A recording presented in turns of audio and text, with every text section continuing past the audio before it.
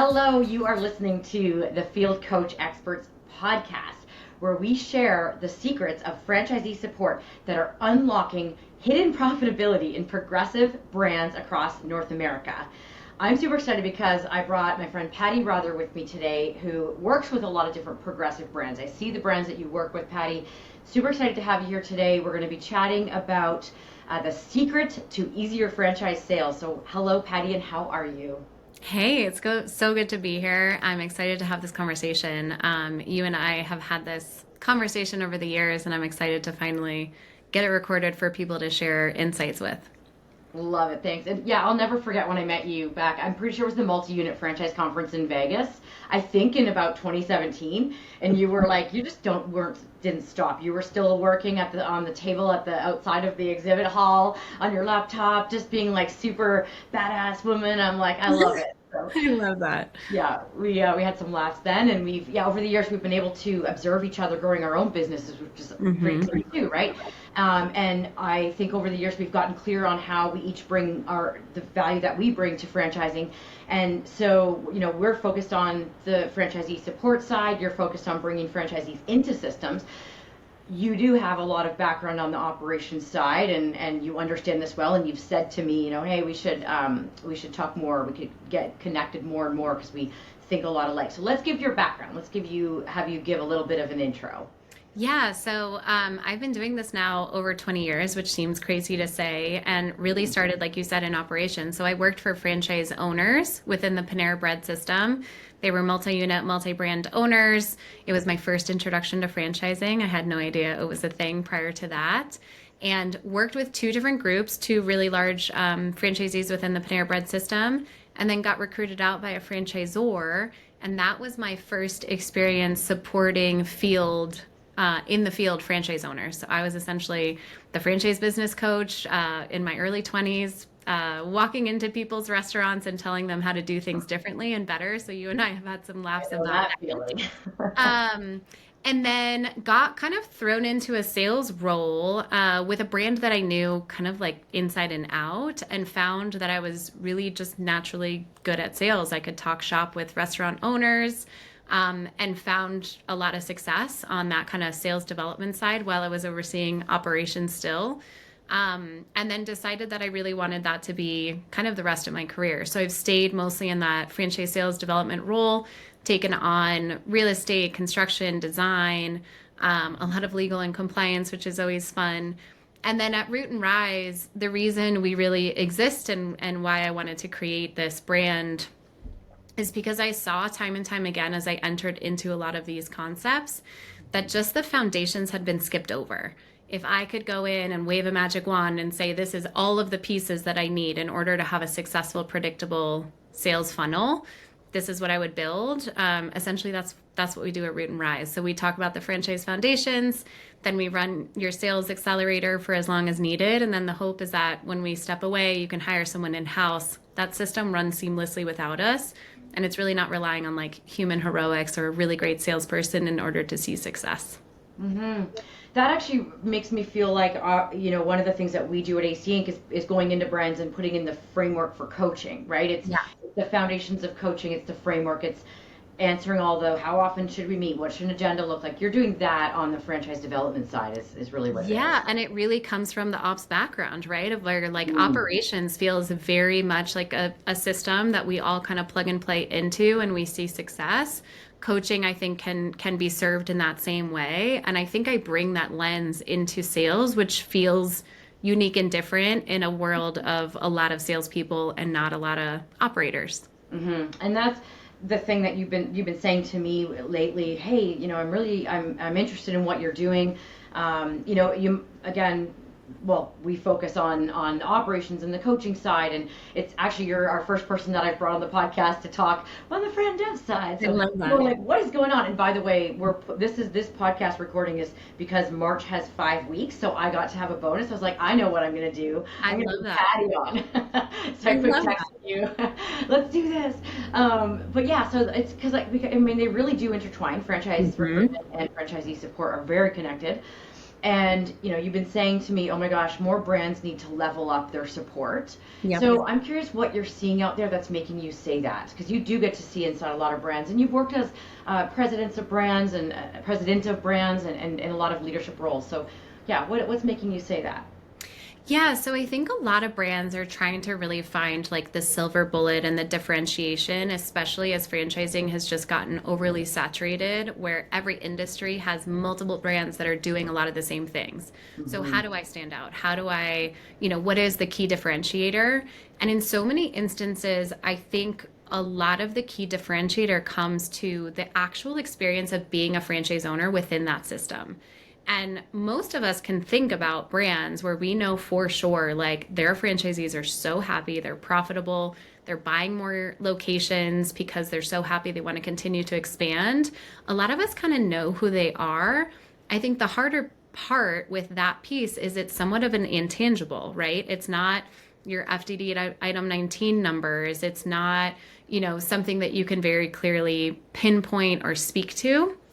But I think more and more brands are really trying to differentiate, and the support, the humans behind the brand, the systems, the technology, even the use of AI starts becoming one of the main differentiators. As I've walked into brands, especially if I'm evaluating a brand that wants to use our support, I'm pretty picky and choosy Yeah. about who I work with. Mhm. I will speak to franchise owners before I say yes to a brand because I want to validate in the same way that a candidate might.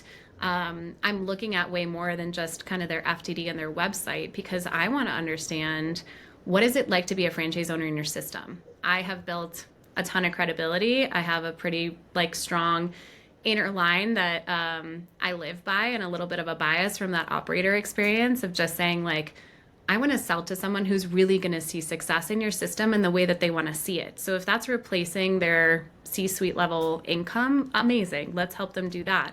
If it's creating generational wealth or a legacy or a strong exit, I need to be able to say with certainty that if I say yes to you and I sell you this location, you can see that level of success.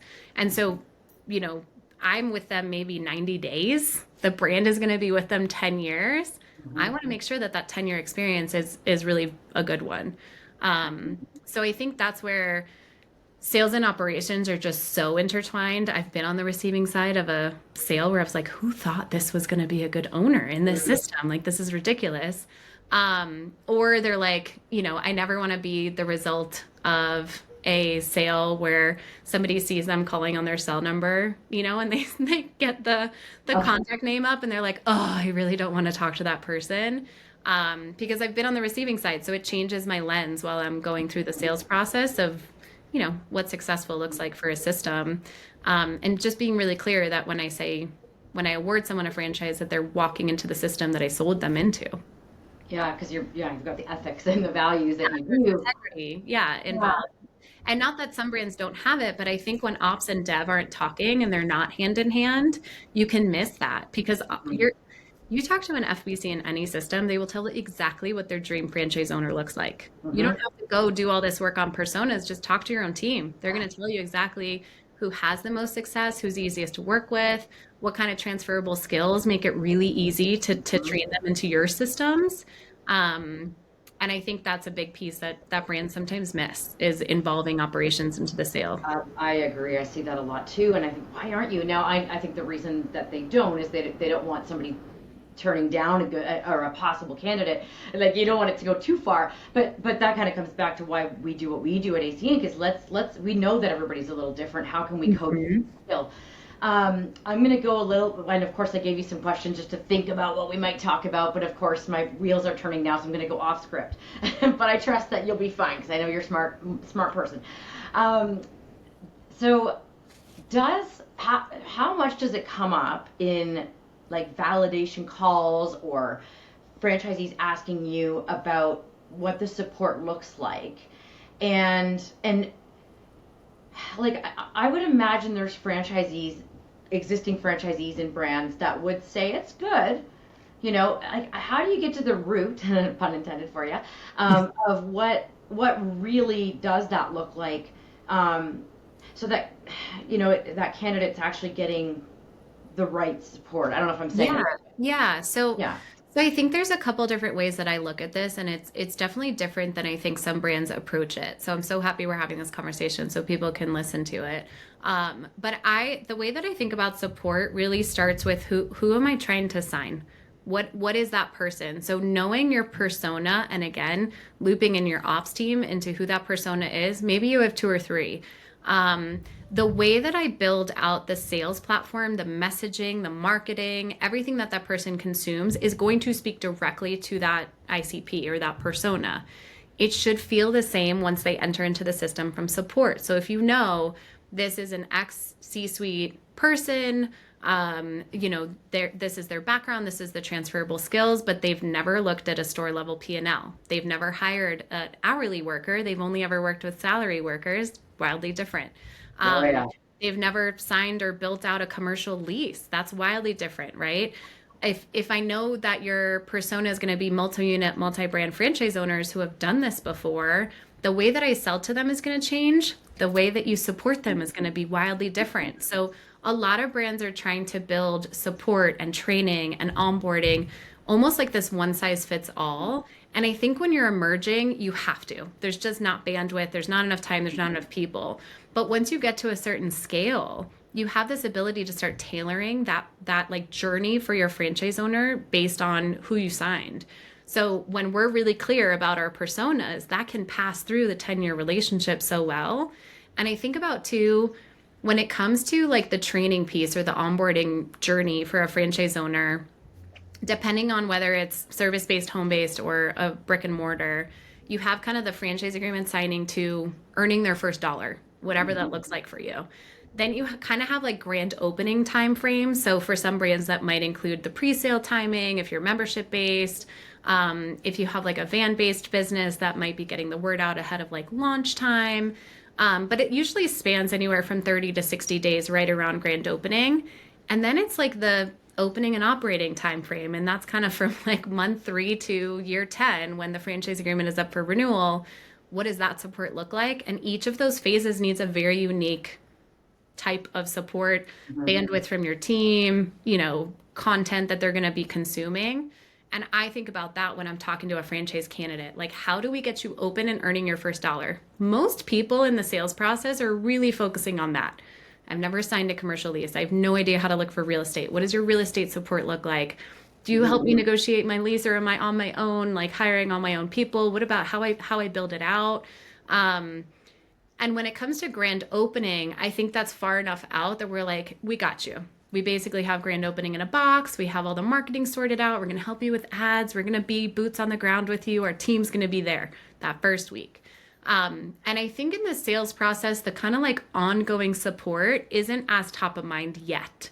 They just don't know what that's going to look like.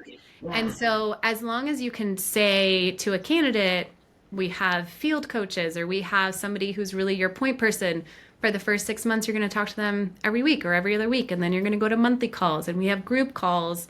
I think less detail there in the sales process tends to work.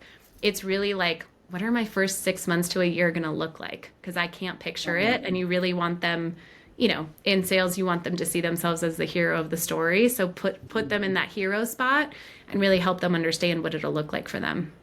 So you talked earlier, that's really good. And so you talked earlier about differentiator and how good support, if I heard you correctly, could be a differentiator. And so if you had a brand, like if you could help somebody understand what that looks like beyond, if you had the confidence that this brand is going to do actual business coaching, they're going to strategically growth coach you. That's what we call it at AC, strategic growth coaching.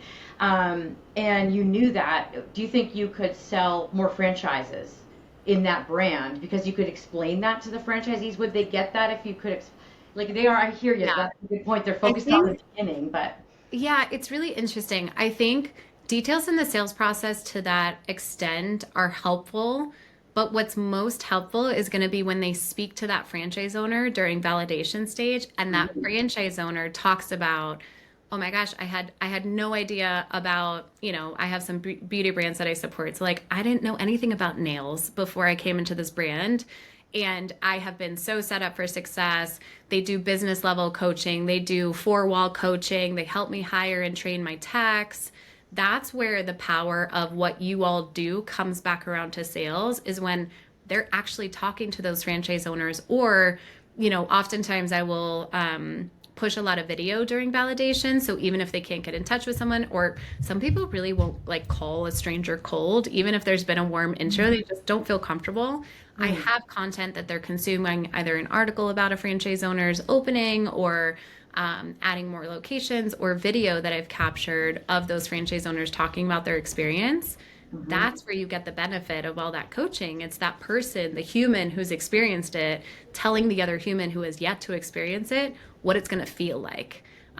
So in that sense, I feel like they don't want to hear from me how great it's going to be. They just see me as a salesperson. I'm going to say all the things that sound amazing. It really starts coming to life as you get into validation. If you do have some kind of meet the team day or decision day, they see it coming to life, and they see kind of like, what does a monthly call look like? How do visits happen, and how often? They might meet the field coaches if you have it at your main office and you have people working out of the office. And that's where it starts coming to life for them in a way that, like, metrics on a deck or information in the FDD just won't ever do justice to it. Yeah, I mean, in full transparency, this is just something that, well, and this, I'm just continuously trying to figure out how we can help people understand, like, when franchisors think about growth, they can grow by adding units, or they can grow by improving the health of the franchisee's individual, like unit growth within the unit. And I think that franchisors gravitate towards adding more units because it's kind of more straightforward or easier, they see it, right?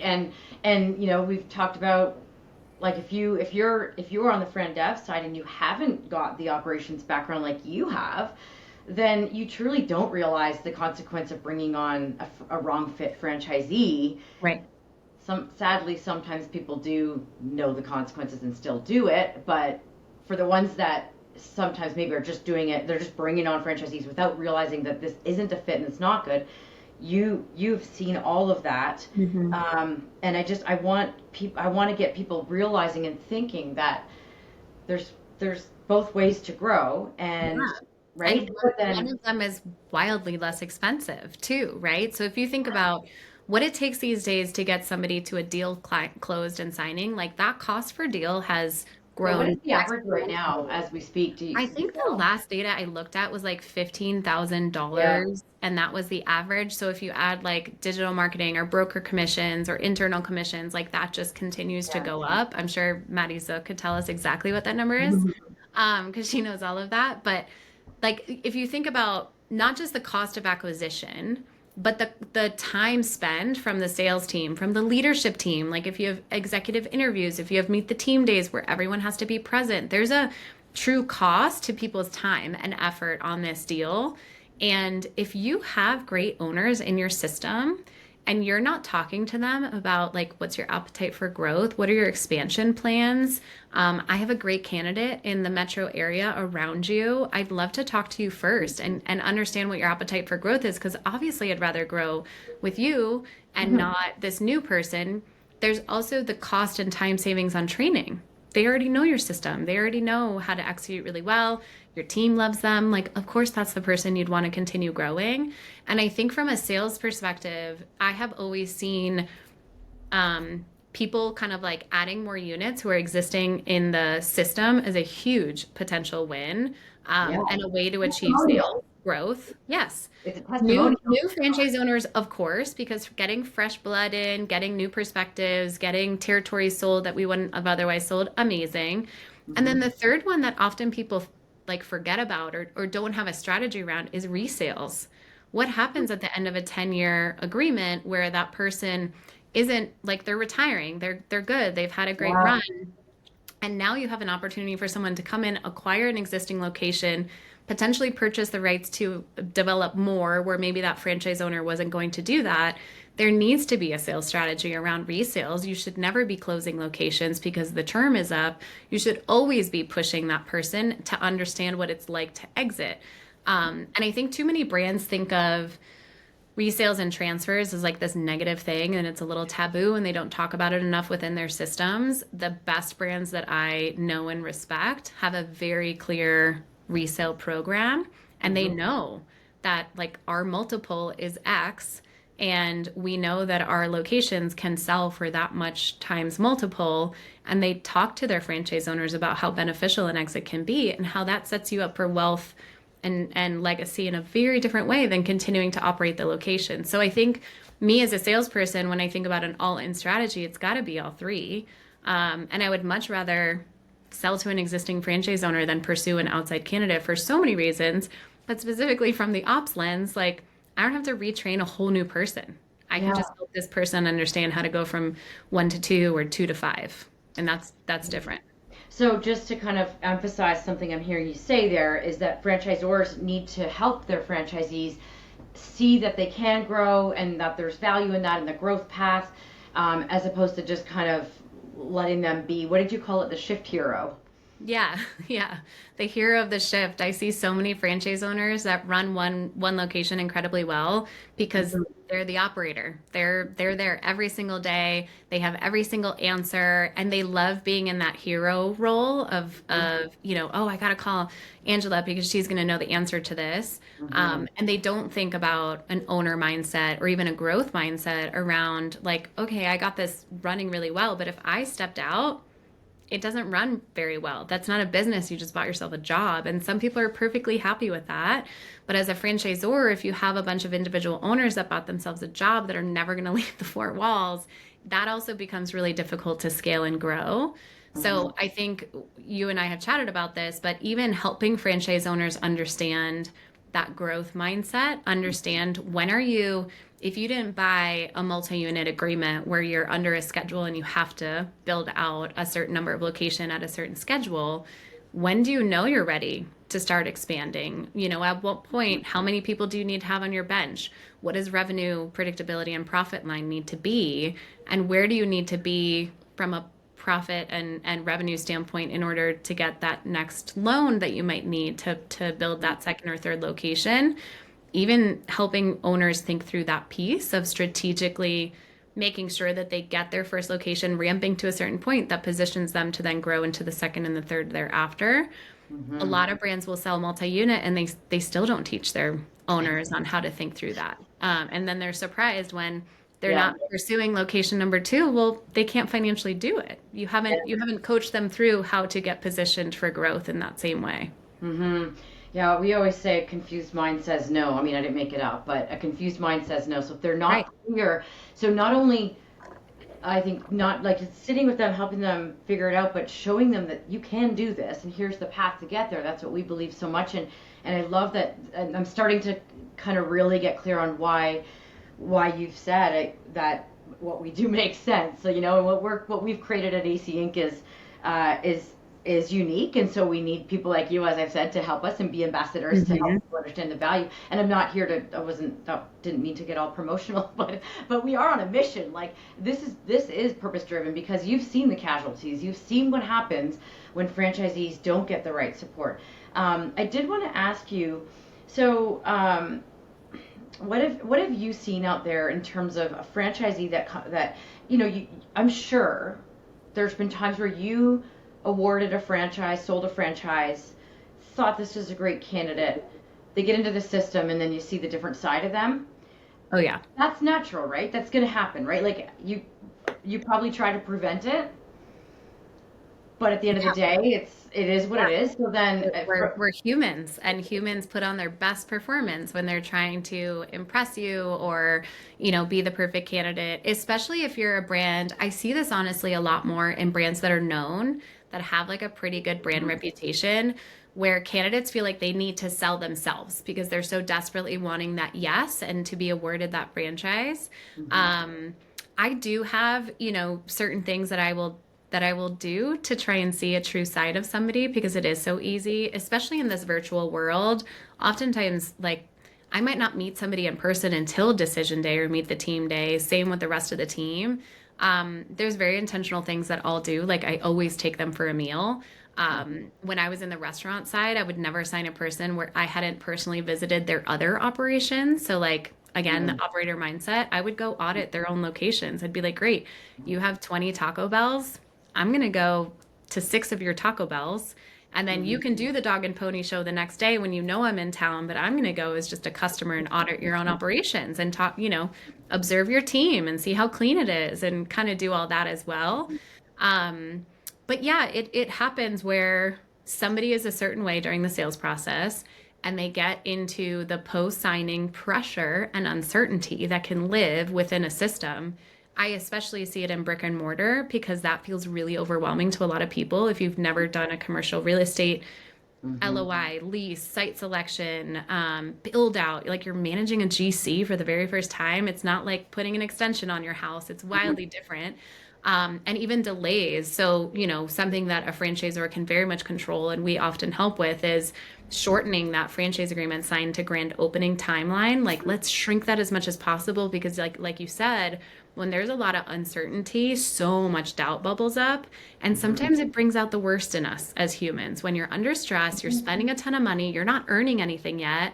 And I don't know, your tile didn't come in the day that it should. And so like your GC can't do any of the work that they were planning to do, which just pushed your opening out again. Yeah. You're going to see the worst side of people. And I think, I joke around. I'm a psychology major. I was a double major in college. Psychology is one of them. And people are like, oh, how funny like that you're not using it. And I'm like, oh no, Oh, yeah. every day, especially when I was on the ops support side, because there's so many times where franchise owners just needs to be heard. Like they just need space to say the things for somebody to say, that does sound really hard. You don't have to say that it's right. You don't have to say that you messed up as a franchisor, but sometimes just holding the space for somebody to vent is necessary. And I would say that the franchise agreement signing time to when they're actually earning their first dollars is some of the most stressful time for a franchise owner. And you will often see a side that you weren't expecting. I think the bigger piece is how do we support and respond to that as humans with empathy on the other side of the coin? How do we help them with our systems of support so that it's like all you have to worry about is following the play. We got the play all worked out for you. You just have to step into this system, and we've done the heavy lifting, and kind of holding them through that. I think once franchise owners are, they're generating revenue, they've got a solid team, all sins are forgiven. Everybody gets happy again. But yeah, I've definitely had it where, we go to a grand opening and we see a side of somebody under stress and duress that you just had never seen before. I think that's a very human experience. Well, and that's again why we advocate so much for the people in the support role, whether FBCs, field coaches, whatever, because they're on the receiving end of that, right? And they're like, whoa, what's happening here? You and I both lived and breathed that, right? Oh yeah. As a 20-year-old female or early 20s, like you definitely feel that hard. Yes, and especially if you're not held and supported in that role too. So sometimes like I've seen where an FBC will just totally get like berated on a call, right? And it's none of the things that they decided, none of the things that they can really control, but it's their access point. Like I've even on the Fran Dev side gotten inquiries of really pissed off customers, right? Where I'm like, that's not even my role, but it's the only person you could get a hold of. Totally get it. And I think FBCs 100% have the hardest job in franchising. They can also have some of the most rewarding jobs in franchising. Like I'm still in touch with so many of the franchise owners that I supported during that time in my career because you get so close with them. But that as a franchisor, one of the best things you can do is help understand what your FBCs go through every day and how to allow them to come up to you or whoever they report to and say, oh my God, I just need a break. I can't take this next call. I just got yelled at for half an hour. I cried as soon as the call ended. And having like empathy and support from a human experience for that person, because they tend to be like the less experienced, more junior, lesser paid, junior person on your team, getting a lot of times like the main darts thrown at them. Yeah, exactly, from a franchise owner. Yeah. So I think that's important too, and has to be part of the support, even if it's not directly impacting a franchisee. It is in the way that FBC can show up for their role. Yeah, it makes so much sense why you have been saying we need to keep talking, because we care about the same things, and again, it's so intertwined. Oh my gosh, we're getting close to the end, but I'm gonna ask you one last question, and then the Go Be Awesome challenge. So we'll do a quick Okay. last question.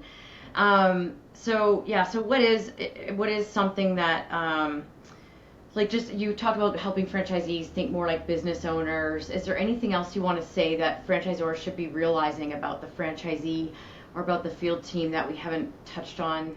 Yeah, I think there's a couple pieces. Depending on the size brand that you are, make sure that you're measuring yourself up against similar sized brands. It's so Right. easy to get frustrated or feel like you're really behind when you're comparing yourself to a brand that just has more resources, more royalty revenue, more brand fund revenue to build all these like really cool, amazing support systems. Understand where you are, control the things that really are meaningful for that person entering into your system. And I think understanding how to support different personas is something you can do really early on, even when you're small and scrappy, is to know like, all right, when it's an ex executive, we know we have to focus on these things. If it's an existing entrepreneur, but they've never done franchising, oh my gosh, we got to teach them what it's like to be in a franchise system. If it's Right. an existing multi-unit, multi-brand owner, like That's you have it a little bit easier, right? yeah. Your team is set up for more success, but understanding kind of who's coming through your system and realistically where you should be benchmarking your internal team, your internal systems, your tech stack. Like give yourself some grace. Don't compare Mhm. yourself to that big portfolio brand that's PE backed. Compare yourself and talk to peers who are in those same groups and that same size because that's more realistic about kind of what you can Mhm. do. That would kind of be my piece and Right. understanding how ops and sales should be very much in line and in check with each other on who makes a great franchise owner and who we should absolutely be saying yes to and who Mhm. we should be making a really hard decision and saying no to, which is sometimes the harder piece. And but yet in that person's best interest just as much as it is the Yeah, franchise. and in the brands. I always tell people too, when I'm in the sales process, I'll tell candidates this, but you're buying, obviously the franchisor and the proven system, but you're also getting this incredible network of Yeah. other people doing exactly what you're Yeah. doing. Yeah. And I want to protect that network as much as I can. So this Right. is why we're so selective because any one single franchise owner can risk the system and the investment that these other people have made. So Mhm. my saying yes to somebody is either going to better and bubble up the system to improve, or it's potentially going to drag it down simply because of that person's performance. Your salesperson should be keeping that in mind, as well as the whole leadership team. Like, do we think this person's going to elevate the system or potentially drag it down and Mhm. risk other people's investment into the brand?